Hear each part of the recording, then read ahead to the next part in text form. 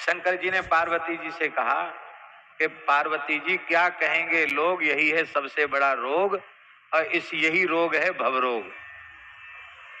क्या कहेंगे लोग, इसलिए दुनियादारी की परवाह छोड़कर कोई क्या कहेगा, इसकी परवाह त्याग करके और भगवान का भजन निष्काम भाव से करना चाहिए।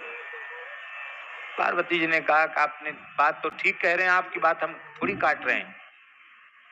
पास में रहने वाले ऐसे कहते हैं हम बात थोड़ी काट रहे हैं, और बात कट तो जाती है। पार्वती जी बोले बात तो आप ठीक है, आप ठीक ही कह रहे हैं, पर एक बात है। क्या? कहते भाई संसार में रहते तो संसार का भी थोड़ा ध्यान रखना पड़ेगा कि नहीं। संसार से बाहर तो नहीं है तो संसार में ही, तो थोड़ा संसार का भी तो ध्यान रखना पड़ेगा कि नहीं। रखना तो पड़ेगा, तो रख लो ध्यान। तो शंकर जी ने नंदीश्वर, अब भगवान शंकर बने ब्राह्मण, पार्वती जी बन गई ब्राह्मणी, और गणेश जी बन गए ब्राह्मण पुत्र, विप्र के पुत्र बन गए। और तीनों बैठकर, नंदीश्वर घोड़ा हो गए और बस ये तीनों बदल गए। वहां बदलने के लिए कोई कपड़ा लत्ता थोड़ी पहनना पड़ा, संकल्प किया बदल गए। बोले अब देखो संसार को दिखा रहे हैं तुमको। जैसे ही चले एक गांव मिला, लोग कहने लगे रे राम राम, कितने निर्दयी लोग हैं, एक घोड़े पर तीन तीन सवार हैं। पेट देखो इसका कितना बड़ा है, लंबोदर तो ही है गणेश जी। ये देखने में बालक है, वजन में बालक नहीं, वजन तो पूरा मारा पूरा बहुत वजनदार है। ये भी एक बड़े आदमी से कम वजन नहीं है इसमें। देखो बेचारे घोड़े की कमर टूटी जा रही, झुकी जा रही, तनिक भी दया नहीं आती। गणेश जी बोले देखो भाई मैं तो अभी बालक हूं, मेरे ऊपर बात उठ रही है, मैं उतर जाता हूं, मैं पैदल पैदल चलूंगा, कोई बात नहीं, हमको कोई पैदल चले में कठिनाई नहीं। गणेश जी उतर गए। अगला गांव मिला, बोले देखो कितने निर्दयी, इतना छोटा बालक, कैसे लाल लाल चरण हैं, लाल लाल हाथ हैं, गोल मटोल एकदम है, इतना वजन है इसके शरीर में खुद ही का कि चलना मुश्किल पड़ रहा है, इसको तो पैदल चला रहे हैं। इनमें इतनी भी दया नहीं आती है। ब्राह्मण ब्राह्मणी खुद बैठे जा रहे हैं, अरे राम राम, काय के ब्राह्मण, अरे राम राम। लो साहब अभी समस्या। शंकर जी बोले ऐसा है, हम उतर जाते हैं, तुम दोनों बैठे। शंकर जी उतर गए। आगे कुछ लोग फिर मिले, बोले ये देखो, ये पंडित जी को देखो, जब पैदल ही चलना था तो घोड़ा क्यों रखा, घोड़ा ऐसे ही चल रहा है, ये पैदल चल रहे हैं। और देखो इतनी भी इनको शर्म संकोच नहीं है, पत्नी और इतना हृष्ट पुष्ट लड़का तो घोड़े पे बैठ के चले, ये पैदल चल रहे हैं। पार्वती जी गणेश जी उतर गए नीचे, शंकर जी बैठ गए। आगे कुछ लोग फिर मिले, उन्होंने कहा देखो तो सही, ये ब्राह्मण तो है, ब्राह्मण में तो दया होनी चाहिए, इसमें बिल्कुल दया नहीं है।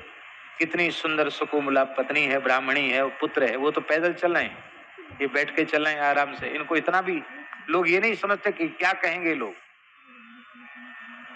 शंकर जी बोले अब हम भी उतर जाते। शंकर जी भी उतर गए, पीछे पीछे चल रहे हैं। तब से लोग बड़ी जोर से हंसे, बोले भाई संसार में बहुत लोग बुद्धिहीन देखे पर ऐसे नहीं देखे, इतना सुंदर हृष्ट पुष्ट घोड़ा, और तीनों को तीनों पैदल चले जा रहे हैं। काहे को घोड़ा रखा, जब खाली घास खिलाने के लिए, दाना खिलाने के लिए घोड़ा रखा है।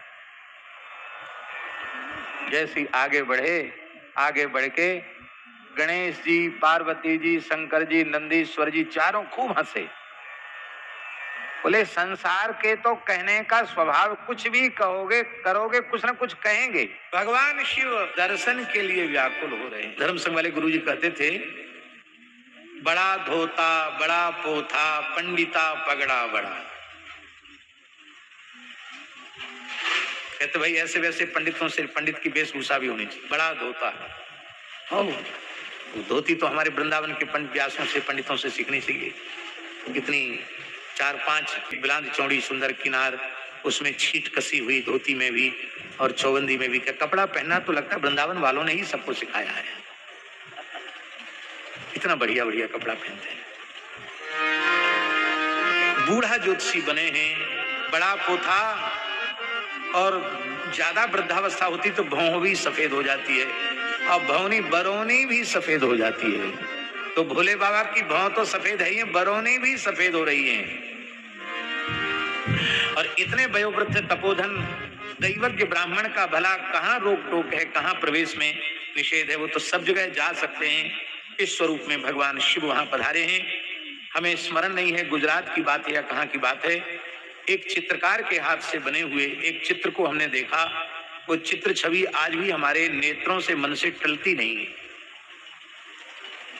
जैसे अवध आज आगमी एक आयो, ऐसे बूढ़े ब्राह्मण के रूप में शिवजी हैं और गोद में लाल जी को लिए हुए ऐसे नेह पूर्वक निहार रहे हैं कि क्या कहना। धन्य है उस चित्रकार को, दंडवत प्रणाम है उस चित्रकार को जिसने इतने भाव में भर करके चित्र बनाया। संग्रहीय चित्र है, ऐसा चित्र हमने देखा कहीं, स्मरण नहीं है, शायद गुजरात में कहीं देखा है। हाँ, कोई चेला है ही नहीं, जगत गुरु शंकर जी की नगरी में कोई चेला नहीं है। वहां तो आपस में बोलचाल की भाषा में कहो गुरु कहो गुरु। अब हमें तो वो बोलना आता नहीं वहां की भाषा। पूज्य गुरुदेव भक्तमाली जी कहते थे, ये शायद मुगल शरण जी जानते होंगे, कहो गुरु जुतवा उठाई ले आओ, ऐसा कहते हैं।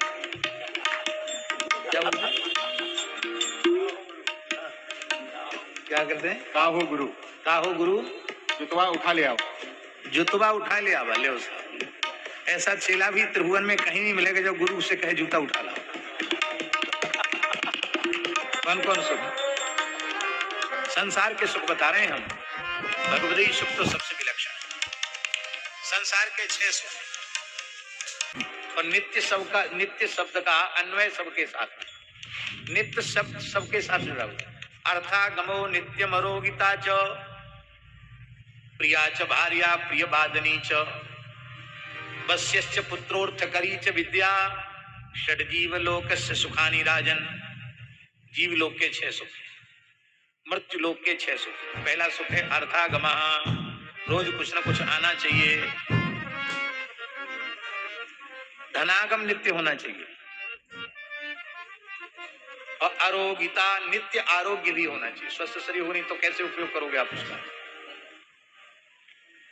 और तीसरा सुख है प्रिया च भार्या, अत्यंत प्रिय लगने वाली, सुंदर, हर प्रकार से, रूप से, गुण से, कुल से सुंदर पत्नी हो। ये तीसरा सुख है। चौथा सुख है प्रिय वादिनी च, चाहे जितनी कुलीन हो, चाहे जितनी सुंदर हो, काम काज में चाहे जितनी चतुर हो, योग्य हो, और उठते ही 100 गाली पति को दे और 1000 गाली सास ससुर को दे तो किस काम की। तो प्रियवादिनी च बहुत हुई। अर्थागमो नित्यमरोगिता च प्रिया च भार्या प्रियवादिनी च, 5 हो गए, 4 हो गए। वश्यश्च पुत्रः, पुत्र हो, बिना पुत्र के गृहस्थाश्रम व्यर्थ है। पुत्र कैसा हो? वश्य, वश्य माने इसके 2 अर्थ हैं। जितेंद्रिय हो, वश्य माने जितेंद्रिय, जितेंद्रिय पुत्र हो, धर्मनिष्ठ सदाचारी हो।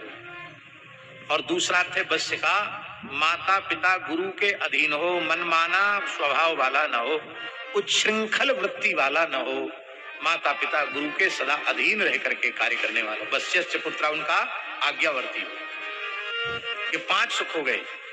और छठा सुख है क्या? अर्थकरी च विद्या, ऐसी विद्या हो जो अर्थकरी हो।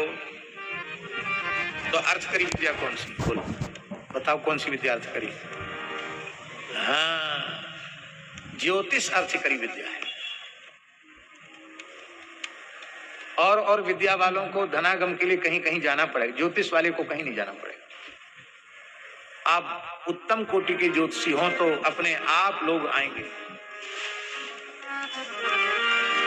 भीलवाड़ा जिले में कारोई गांव में पंडित श्री नाथूलाल जी थे। अब उनका शरीर नहीं है। भृगु संहिता के बड़े विद्वान थे। भारत से नहीं, पूरी दुनिया से लोग उनके यहाँ आते थे। सामान्य रहनी से वो रहते थे, लाइन लगती थी महाराज। और किसी की सिफारिश लेके आओ तो उससे तो बिल्कुल नहीं मिलते थे। किसी मंत्री संतरी का फोन आ जाए, कलेक्टर का फोन आ जाए कि पंडित जी इनको थोड़ा देख लीजिए, उसको नहीं देखते। हमारे एक रूमटा जी हैं, हाँ, बहुत अच्छी बात। तो रूमटा जी गए, उन्होंने वहां के भीलवाड़ा के कलेक्टर से फोन करवा दिया तो नहीं मिलेंगे। बाद में उन्होंने कहा पंडित जी का दर्शन तो कर लें, तो फिर उन्होंने हमारा तिलक देखा, बोले कहाँ से आए हो बाबा जी, साधु जैसे रहते हैं डुंगटा जी। तो उन्होंने कहा उनके, अरे बोले तुम कलेक्टर का रेफरेंस क्यों दिया, तुम सीधे ही क्यों नहीं बताया कि उन महाराज का मैं चेला। तो हमारा नाम लेके कोई जाता, किसी समय जाता, सैकड़ों आदमियों को छोड़कर उससे मिलते, पता नहीं कितना स्नेह था उनका बड़ा। तो ऐसा विलक्षण ज्योतिष था उनका, पंडित जी का, कि पूर्व राष्ट्रपति रह चुकी ना प्रतिभा पाटिल, वो राज्यपाल थी और उनका राष्ट्रपति बनने का कुछ था कि वो टिकट पे खड़ी होंगी, तो उनको लगता था कि मैं शायद जीतूंगी नहीं,